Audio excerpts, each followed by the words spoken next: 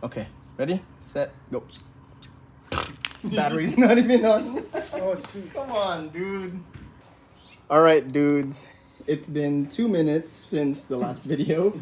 So we're gonna get started on getting this to go on the dolly so we can have the engine bench started. This was a Type 1 transmission that I found at the scrapyard, and I chopped it up. That's the rest of it right there, because I didn't care about having that. I didn't even know the condition of that transmission, so I really only needed this part. And I did learn that this is or was a 12-volt transmission, so it actually needed to get ground down all the way around so that it fits the larger diameter flywheel there. Okay, so it turns out this still kind of rubs a tiny bit. We already put it on and spun the flywheel, or the pulley, and you can kind of hear a little bit of scraping around. So we're gonna paint the inside of this just a tiny bit, put it back on, spin it, and see where it scratches. All right, that's put on. Now we're just gonna twist it. It sounds like it's clear now. Yeah, man. Not scrape anything? Right here. Cool. My brother forgot some of the hardware to put the starter in, so he is gonna go home and grab those. So I'm gonna let him use my square back so he can kind of get used to driving a VW.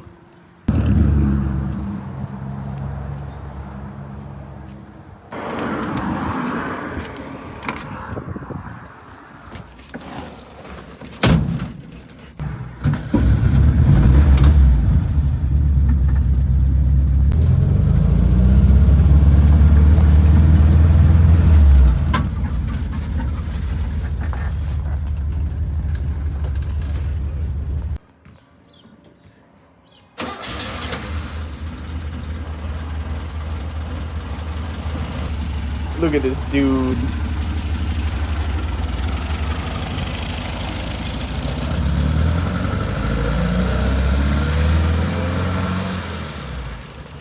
All right, so it's just me.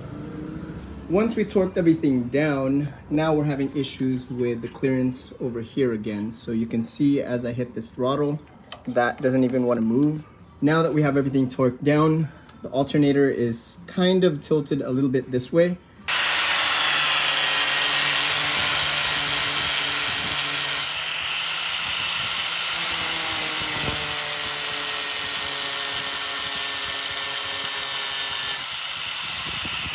All right, we're back in business. We created a lot more space over here, so when the throttle is pulled, that will move. Sweet. So we have this extra starter here. I'm just gonna test it to see how it works. I have the battery connected to the positive terminal here and just grounding it out to the case. Now I'm just gonna jump the terminals.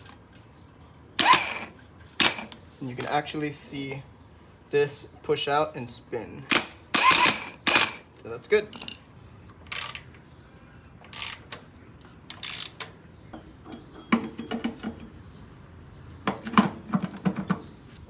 Do you have a washer for over here?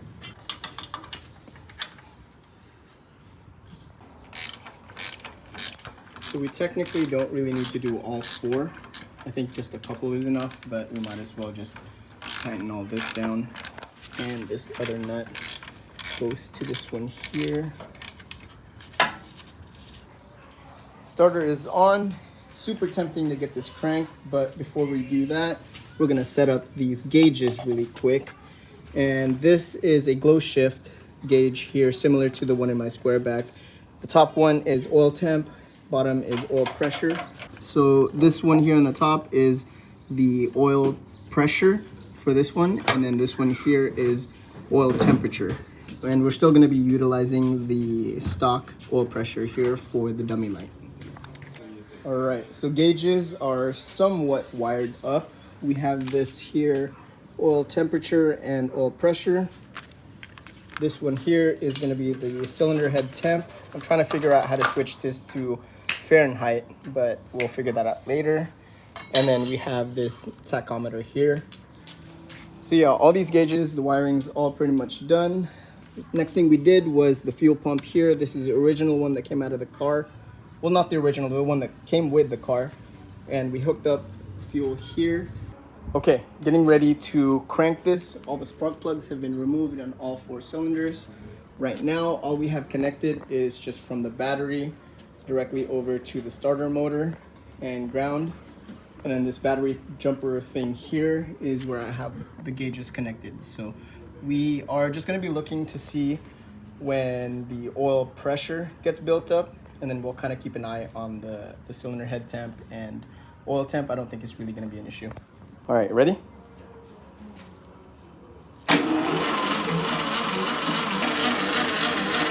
Is it building oil pressure? The battery seems kind of low. Car battery and jumper are now connected to each other, and the gauges are still working. All right, ready? It's also kind of low, huh?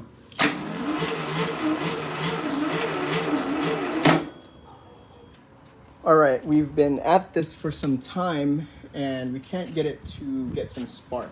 So what we're doing is comparing it with my engine.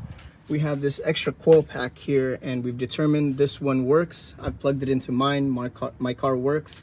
And now we're taking out his distributor there and we're gonna switch it to mine also to see if it works. If it doesn't, then it's gonna be the distributor. If it's not, we're thinking maybe it could be an issue with the grounding because of that clamp there being aluminum. I don't know if that's transferring the ground properly. So no bueno, we've tried his distributor onto my engine and it's definitely not starting. I think we determined that it's most likely gonna be the electronic ignition in here that possibly went bad for some reason. I do have this spare 009 distributor that also has a Pertronix electronic ignition in here. So we're gonna try to install it on there and see if we can get it started. Okay, after a lot of attempts, we figured out that it's the distributor because we put on my 009 here with the electronic ignition in there. And now the test light's actually working. So if you rotate that just a tiny bit, it should turn off and then do it enough to the point where it's barely about to start there. So I have this set at 10 degrees right here. So right now we should be timed at 10 degrees. We're gonna check to see if we have spark on the spark plugs. I don't see why we wouldn't, but we're just gonna check it anyways. Of course the battery's dying. That's on, so this should start up here. Or not start up, but spark. Yep, that's good. Might as well check the other ones too. Go ahead. Yep, there's spark. Let's check the other two. Yep, there's spark. And then last one. Yep, there's spark. Cool. So we have spark. It really was just the distributor. Apparently we possibly burnt out the Pertronix ignition and the other distributor. So that kind of sucks. That's how many hundreds of dollars. So fuel pump, I'm just kind of doing this with the wires. And I kind of already primed it here. So you should start to see it come out this way. There you go. It's already at the carb. There should already be gas because there's already pressure on the fuel pump. When we're ready to crank it, I'm gonna hold this and kind of rotate just ever so slightly until it eventually starts. Okay. This was the symptom that I had when I figured out the bushing was bad.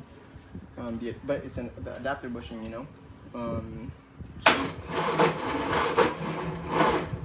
Basically what we think is the starter bushing because like I mentioned on that bell housing is a 6 volt and this is a 12 volt one, which I know I've replaced that to a 6 volt adapter, but maybe it's like worn out now because it's starting to sound like what happened before. Oh man, I'm out of breath. I kind of chased down my neighbor because he just got home and a few of my neighbors are car guys, so I'm trying to see if they have somehow stored in their garage. Kind of a long shot, but I don't know, worth a shot. We'll see how it goes. So I'm back from my neighbor's and he gave me a whole bunch of these fittings and whatever. They're not brass, but they're close enough, but none of them are gonna work. So what we ended up doing is we actually separated the jumper battery from that battery so that we are focusing on only this one to do the starter motor, and then all the gauges and the fuel pump will be on this battery. So hopefully that should be a little bit more direct. Okay, ready, set, go. Battery's not even on. Oh, shoot. Come on, dude. It's gonna start, dude. I feel it.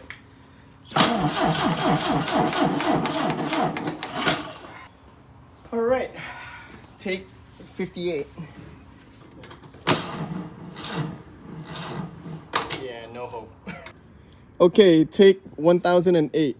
What we ended up doing is using the other starter, and that still didn't work. So fortunately, William's Gia over here, it's a manual transmission, but he's using an automatic. There's a difference here in the shaft where it doesn't have this thing, because what I think the issue is this bushing in here, because I think that may be worn out. So instead of dealing with that, we're using like this big boy one, and hopefully this should just work out. All right guys, take 7,800. So all our batteries are dead. So what we did is we hooked it up to my square back, and I have the engine running to hopefully get a lot more power, or more power, but hopefully this will work. Damn, dude. No bueno. Okay, another Hail Mary. We took the battery off of my car, and we actually connected the actual power cord and the ground there. What the? Oh, the thing just came off. Here, it jumped.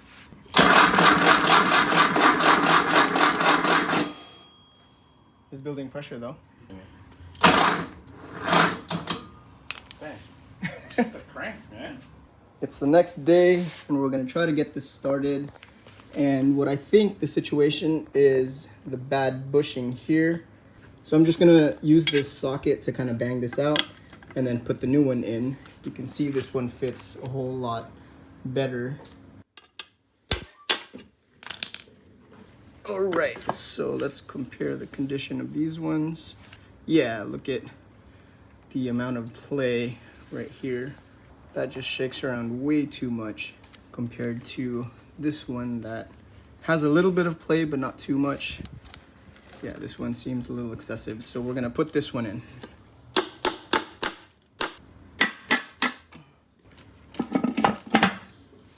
Take 300,000.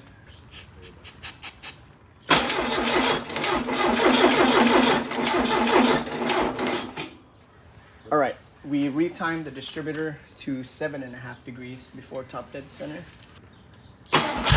Ooh.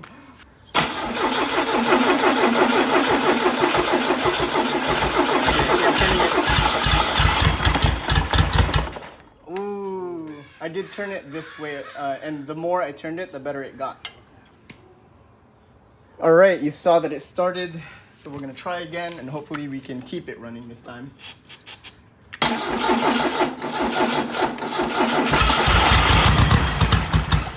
Oh, look. 4 to 6 weeks later. Okay, dudes, it's been several weeks since that last clip, but we're finally ready to officially get this started. So we have that static time to right around 10 degrees, give or take, maybe a little bit less, but we will be adjusting that as we go. All right, starting oil pressure. We have oil pressure, 30. Goes all the way up to 40. Whoa.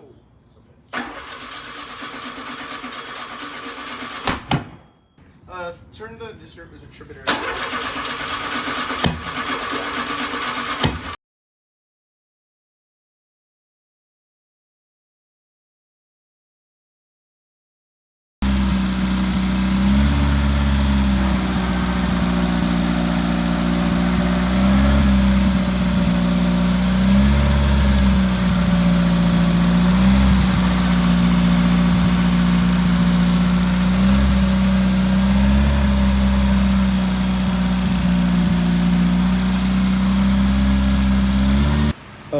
course, the phone died. Well, it didn't die, the phone storage got full, so it stopped recording. But we got the engine started. So far, everything was working out pretty well. Let me turn this off real quick. But the cylinder head temperature was working just fine. Oil temp and oil pressure was working perfectly fine.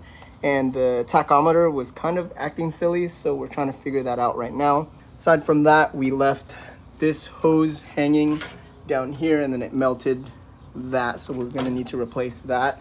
My brother's pretty proud of this top section here that he made out of, what is this, carbon fiber?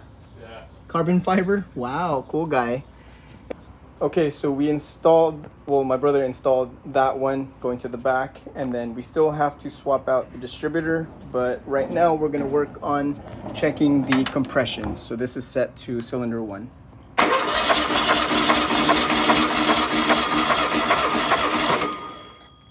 That's good, 150. All right, cylinder 2.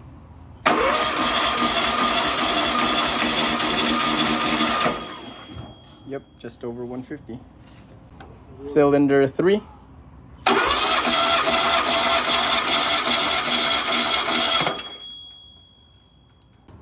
And then last but not least, cylinder 4.